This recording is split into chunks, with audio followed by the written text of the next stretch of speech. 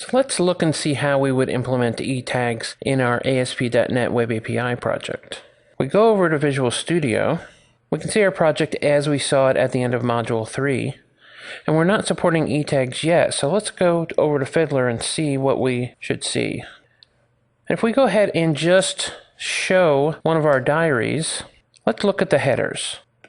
The header includes the content length and the content type, some miscellaneous headers that we're not using, and some cache headers that are standard web cache headers. These are put together actually usually by IIS to define whether an object is static or not.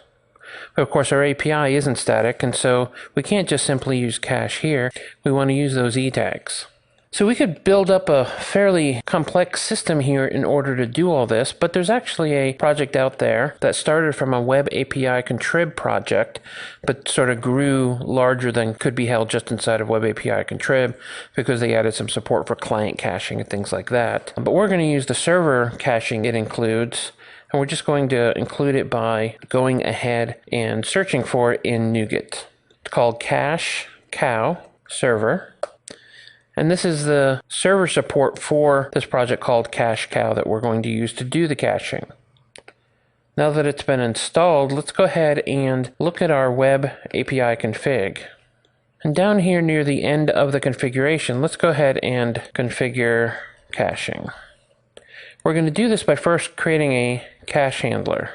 And this is going to fit into the Web API pipeline to look for requests and responses and do the right thing as far as caching is enabled. It's going to look for requests that have the if match and if not match and do the right thing. And it's going to look for the responses as they go out to push them into the cache and push those ETags in for us.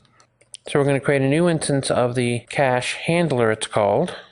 And this is called caching handler, which we can see is from the cachecow.server namespace. And then we simply just push it into the list of message handlers. So configuration.messagehandlers.add and pass in our cache handler.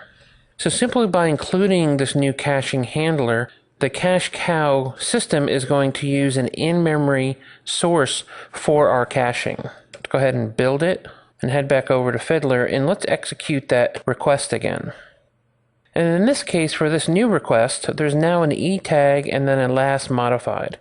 And what you'll notice in the ETag is that it is starting with a w/, and that's because this ETag is simply in memory in the IIS server, so it can't be trusted for very long. It's telling it that it is a weak ETag number, that this may not be valid for very long. In fact, if we rebuild the server or shut down IIS Express and restart it, this number will obviously be different because we're not persisting it anywhere. But let's see what it looks like. If I go ahead and copy this header value, if we paste that ETag value, and let's change the header name to if none match, and we only need to include the quoted value. The w/ is just an indicator for us. We can go ahead and execute this, and we'll now see that we're getting a 304.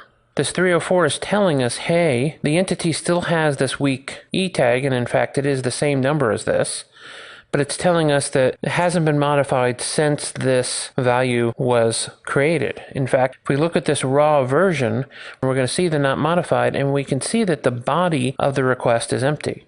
This is only the header values, because a 304 indicates that it wasn't modified, therefore we don't necessarily have to actually send it back to you. So this makes the server work less. There's the size of the responses that comes back across the wire is much smaller typically, and the client will know what to do with that, and that is, oh, this hasn't been refreshed, I can use the current value I have.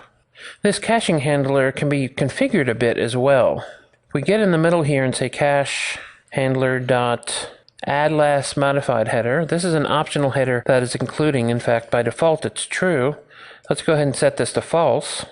Let's just show you that here it's including a last modified date, so it knows the last time it was modified.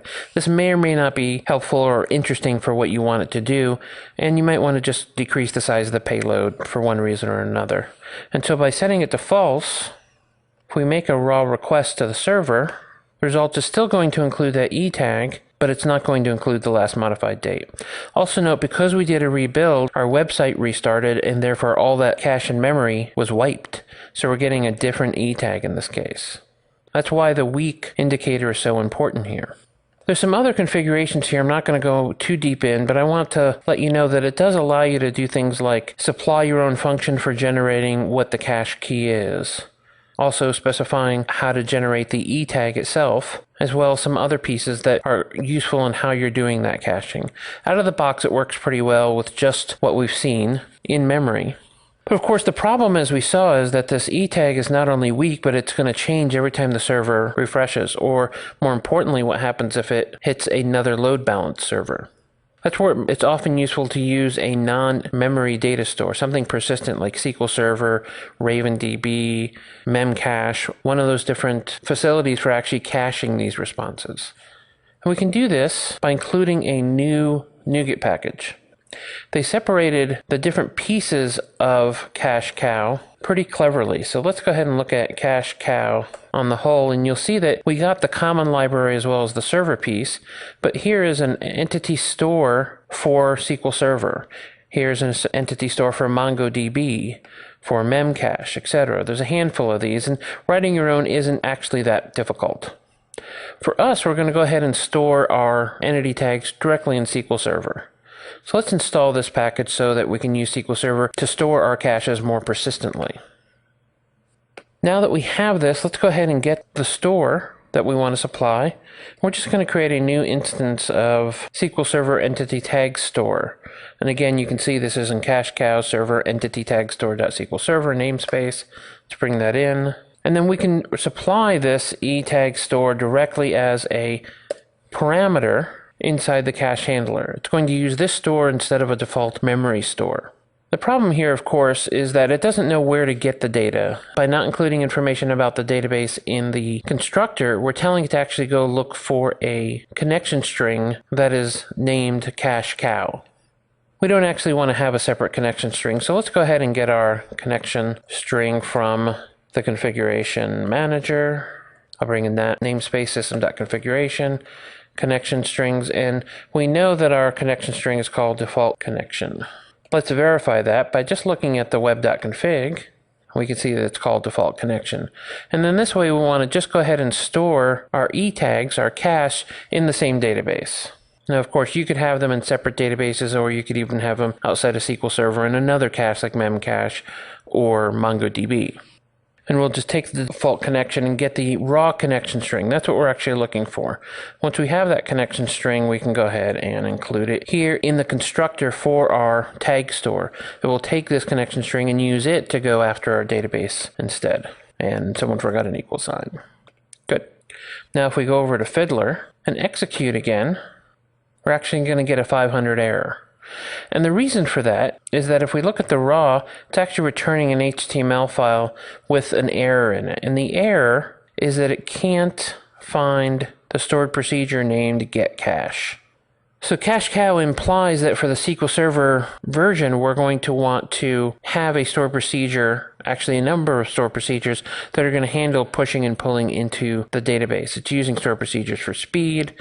But at the end of the day, it's going to expect that it's going to have a couple of tables as well as these stored procedures exist in the database you're pointing at. How do we get them in there? Simply by using the cache handler, it's not going to pre-build those tables and stored procedures for you, much like you might expect from something like Entity Framework. Instead, and in my book a little odd, they've included the script. Go ahead and open this up in File Explorer. Inside of the NuGet package. So if we go to look at packages, cache cow, SQL Server, and in a folder called scripts, there's going to be a SQL script. To go ahead and open this in the editor of your choice, I'm going to use Sublime Text. I'm going to go ahead and copy that out so I have it in my clipboard. And now we're going to want to actually go over to SQL Server Object Explorer, or you could do this at the command line, or really any way that you're used to dealing with SQL Server, but this is the way I prefer. And I'm going to go look for our database. And right in the database itself, I'm going to go ahead and issue a new query. There's our database, and I'm just going to execute this code that came with cache cow in order to put it in our database. The problem here is if you're storing it in some other server for actual production, you're going to need to repeat this process. So part of your deployment strategy is going to be taking this and also executing it on the server. There isn't any real magic trick to make this work. You may want to put it in the initialization for entity framework. You may want to put it as part of deployment scripts. That's up to you. But to get this work, we're going to go ahead and just execute it. Execute it. I'm not going to bother saving it. Now, if we come over here and we execute it again, we're going to now see that there's an ETag, but this ETag no longer has the weak prefix. Because this is stored in SQL Server, it knows it's more persistent, and so it's going to give you an ETag that's going to live for quite a while. So until this is cleaned up or timed out inside the cache in the way cache cow works, your ETag is going to be valid for quite a while. We can still go ahead and use that same value for the if none match and get our 304 because the object hasn't changed or has not been modified. We're going to get that same behavior, but we're now storing it in a more persistent store. And more notably, when you're dealing with a server farm or even a server garden, this is a good way to have cache that's stored in sort of a central place. Now, this may feel a lot like having side effects of things like session state. So even though this cache system does have some side effects on the server, the benefit of using cached objects and being able to test concurrency using that cache, for me, greatly outweigh the bending of the rule for a stateless server.